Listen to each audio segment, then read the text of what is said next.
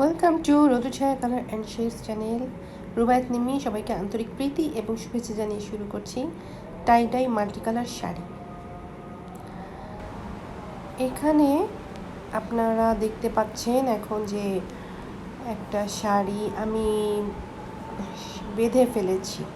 তো কিভাবে বেঁধেছি সেটা আপনাদেরকে দেখাবো। আপনারা শাড়িটা দেখুন। এখানে যে অংশটা একদম শেষের অংশটা সেটা হচ্ছে আপনার আঁচলে থাকবে। এই অংশটা থাকবে হচ্ছে আঁচল উপরের অংশ, এবং এখানে যেটা বেঁধেছি এটা পিছন সাইডটা দেখতে পাচ্ছেন। এ হচ্ছে পিছন সাইড, আর এটা হচ্ছে আমার সামন সাইড। আমি 3টা লেয়ার করেছি, 3টা লেয়ারে বেঁধেছি।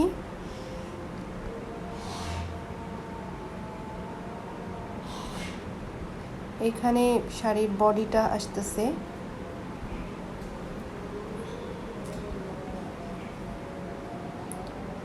এখন শাড়ির যে নিচের অংশটা আসতেছে আপনার পাড়, সেই নিচের পাড়টাও আমি বেঁধেছি, এবং এখানে এই যে 1টা 2টা 3টা লেয়ার করে আমি বেঁধেছি। শাড়ির নিচে হচ্ছে 3টা কালার আসবে, উপরেও 3টা কালার আসবে একই রকমভাবে। এখানে কিছুটা বাড়তি অংশ দেখতে পাচ্ছেন যে শাড়ির আঁচল, এই আঁচলটা আমি বাঁধিনি, এখানে বাঁধাটা ছেড়ে দিয়েছি। আঁচলে অন্য একটা কালার পড়বে। এই হচ্ছে আমার শাড়ি। আমি বাঁধনটা কিভাবে দিয়েছি সেটা আগে দেখিয়ে নিচ্ছি।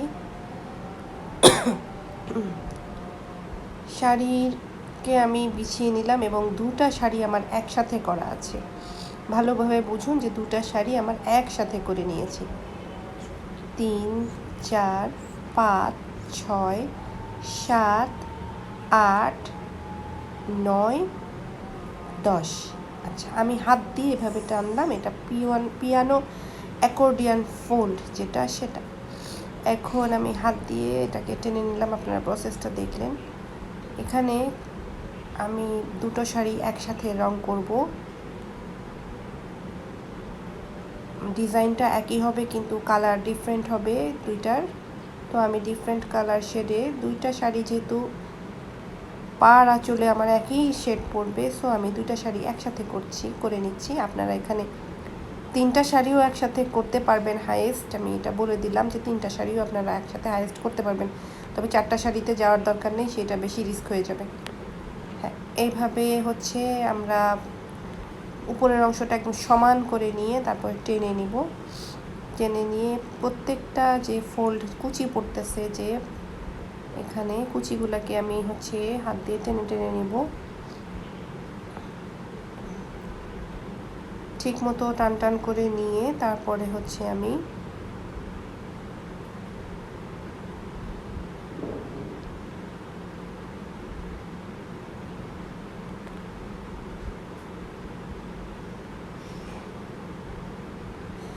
এখন এই যে আমি এটাকে গুছিয়ে নিলাম, এখানে একটা ভাঁজ মতো দিয়ে রাখলাম যে আমার একটা চিহ্ন থাকবে। এখন আমি লেয়ারটাকে ভাগ করে ফেলবো। যে আমি এখানে 3টা লেয়ার করেছি, আপনাদেরকে দেখিয়েছিলাম, সেই 3টা লেয়ার আমি করছি। দেখুন, আপনারা যতখানিক আপনারা আসলে রং করতে চান ঠিক ততখানিক নিয়ে নিয়ে আপনারা হচ্ছে লেয়ারটা করতে পারবেন। আমি এইভাবে করছি, আপনারা এটাকে কপি করে করতে পারেন, কোনো সমস্যা নেই। আপনারা এটাকে মাথায় রেখে অন্যভাবে করতে পারেন।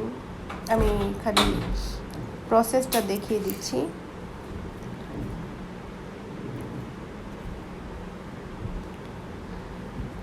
একটা বাঁধুনি আমার দেওয়া হয়ে গেল। এখন আমি হচ্ছে এখানে আমি যতখানিক নিয়েছি আমি চেষ্টা করতেছি যে একই টাইপের জায়গায় হচ্ছে কালার শেডটা ফেলতে এবং দূরত্বটা একই রাখতে, 2টার হচ্ছে লেয়ারটা ঠিক রাখতে। তো আমি এখানে আরেকটা বাঁধুনি দিচ্ছি। আমি হাতের আন্দাজ করে হচ্ছে মাপটা নিয়ে নিচ্ছি। আপনাদের যদি মনে হয় আপনারা স্কেল দিয়ে আপনারা মাপটা করে নিতে পারেন, সেটা আরও ভালো হবে স্কেল দিয়ে করলে আর কি।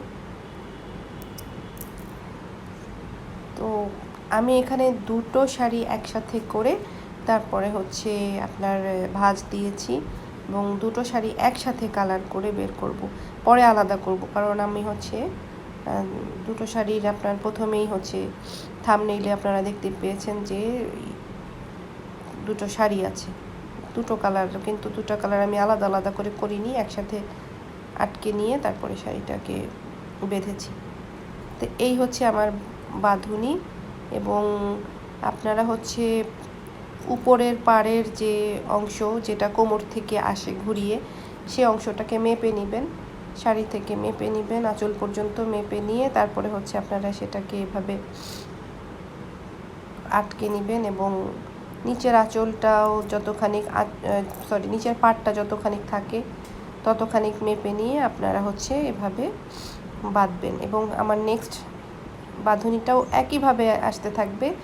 এভাবে আমি 10টা ধরেন যে টেনে নিচ্ছি, আমি 10টার বেশি আর নিচ্ছি না, ভাঁজ আমি 10টা গুনে নিয়ে তারপরে এই জায়গাতে আমি সমান করে নেব কুচিগুলাকে, তারপরে আমি ঠিক একইভাবে বাঁধুনিটা দেব। তো এই হচ্ছে প্রসেস, অনেক কঠিন কিছু না, তাহলে একটু মাথাটাকে খাটাতে হবে। এই যে আমার বাঁধুনি আমি এভাবে নিয়েছিলাম, তারপর আমি এভাবে বেঁধে ফেলেছি। টোটালটা আমার বাঁধা হয়ে গেছে এবং আমি তিন লেয়ারটাকে 3টা কালার করব।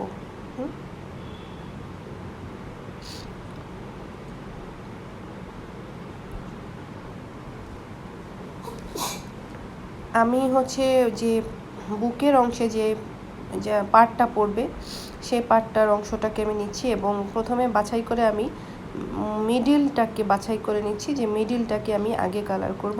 এটা আপনাদের উপরে নির্ভর করবে যে আপনারা কোন অংশটাকে আগে কালার করবেন। আপনারা মিডিলটাকে কালার করতে পারেন আগে, অথবা আপনারা অন্য লেয়ারটাকেও কালার করতে পারেন। আমি মিডিলের অংশটাকে বাছাই করে আগে মিডিলটাকে কালার করে নিচ্ছি। দেখতে পাচ্ছেন আমি কাপড়টাকে ভিজিয়ে নিইনি, শুকনো কাপড়টাকেই কালার করছি। আপনারা কাপড় ভিজিয়ে নিতে পারেন, সেটাও কোনো সমস্যা না। ভিজিয়ে নিলেই আমার মনে হয় ভালো হয়। ঠিক আছে, আপনারা ভিজিয়ে কাজটা করতে পারবেন। আমি একটু বেশি তাড়াহুড়া করছি, সেই কারণে হচ্ছে ভিজিয়ে নেইনি।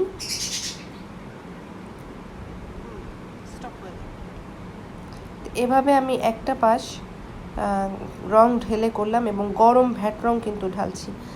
ভালো করে শুনে রাখুন, গরম ভ্যাট রং এখানে ঢালা হচ্ছে। আমি পাশটাকে উল্টে দিচ্ছি এবং এই মাঝখানটা আমার হচ্ছে কালারটা পড়বে। মাঝখানে আমি আসলে ভ্যাট অরেঞ্জ কালার, খুব গরম ভ্যাট অরেঞ্জ কালার দিচ্ছি।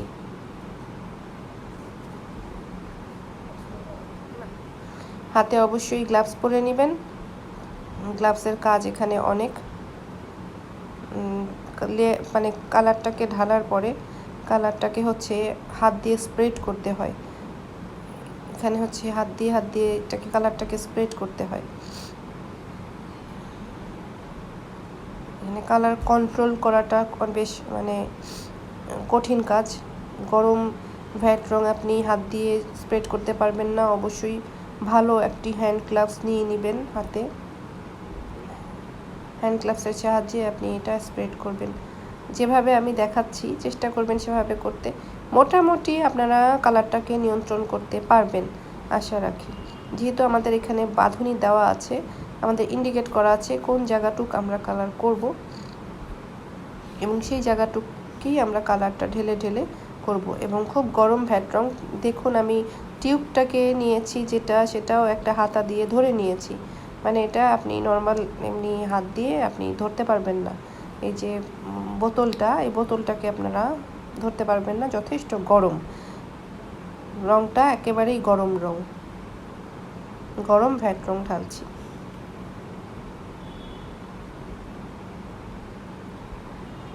তো এভাবে হচ্ছে আমরা কালার করব এবং প্রত্যেকটা লেয়ার কালার করব। মাঝে এই যে লেয়ারটা পড়ছে এটা হচ্ছে অরেঞ্জ কালার, গরম ভ্যাট অরেঞ্জ কালার।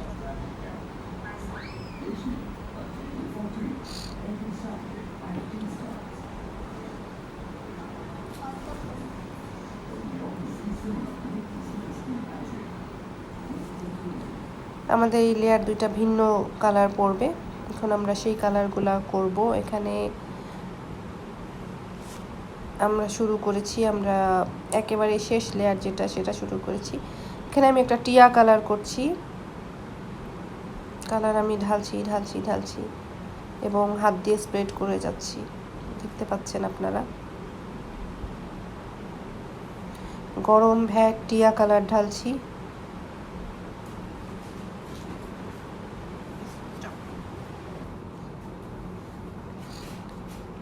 একইভাবে হচ্ছে উপরের যে লেয়ারটি সেই লেয়ারটিতে আমি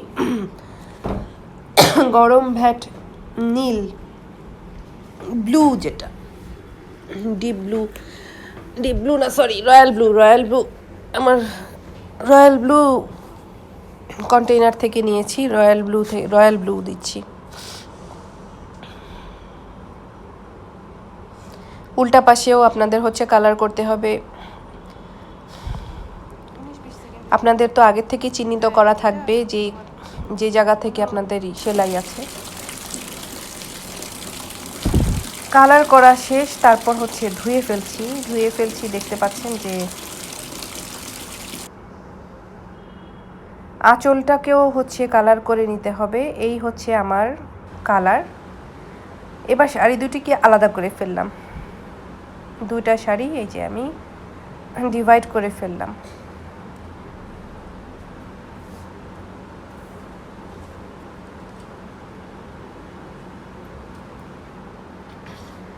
এখন শাড়ি দুটিকে হচ্ছে আমি বিছিয়ে নিচ্ছি। আমার যে সাদা অংশটা শাড়ির, এই সাদা অংশ দুটোকে আমি দুটা ভিন্ন কালার করব। তো শাড়ি দুটোকে না সরি দুটা ডিভাইড করে ফেললাম শাড়ি। এখন দুইটা শাড়িকেই আমি আলাদা আলাদা রং করব, সেই কারণে আমি ডিভাইড করে এখন আমি যেটা করছি দেখছেন যে শাড়িটিকে আমি কিভাবে ভাঁজ দিয়ে নিচ্ছি। নীল অংশ, উপরের নীল অংশ এবং নিচের নীল অংশটিকে আমি মিলিয়ে নিচ্ছি। এভাবে মিলিয়ে নিয়ে সাদা অংশটিকে খালি বের করে নিতে হবে শাড়ির। যারা আপনারা টাইডাই করছেন অনেক দিন থেকে, আপনারা নিশ্চয়ই বুঝতে পেরেছেন যে কিভাবে আমরা সাদা অংশটিকে বের করে নিলাম এবং নীল অংশতে আমি সুই দিয়ে সেলাই করে নিচ্ছি। সেলাই করে আমি টেনে বেঁধে ফেলবো শাড়িটিকে।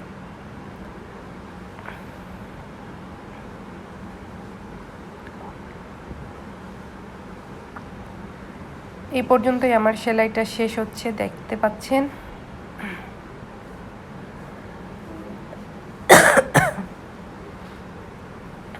এবার হচ্ছে আমি এই যে শাড়িটাকে টেনে বেঁধে ফেলছি এবং সাদা অংশটিকে আমি বের করে নিয়েছি। হ্যাঁ,